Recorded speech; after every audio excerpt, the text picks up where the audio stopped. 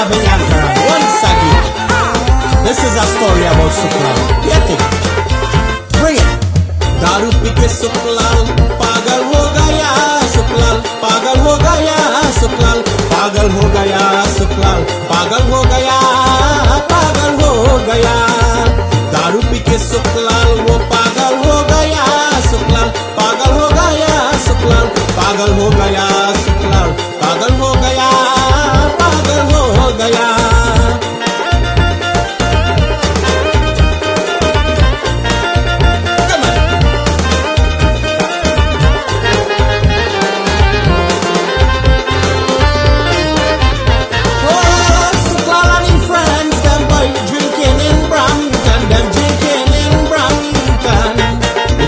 with Suklal.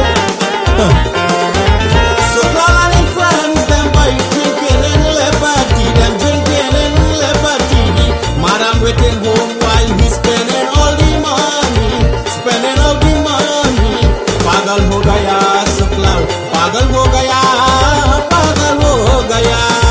दारू पी के Suklal, वो पागल हो गया Suklal, पागल हो गया Suklal, पागल हो गया Suklal, पागल हो गया पागल हो गया Come on, yeah man, come on.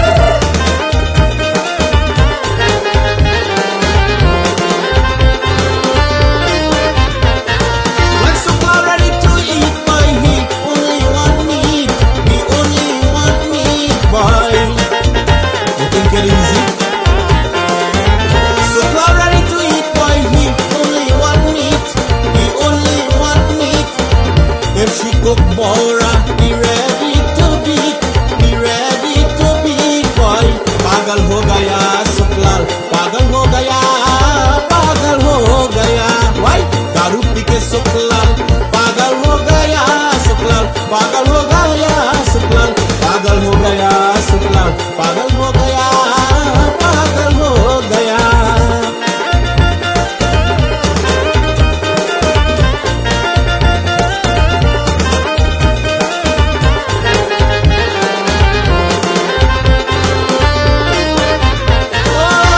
When the woman talk, boy, he shouting at she, boy. Think it easy?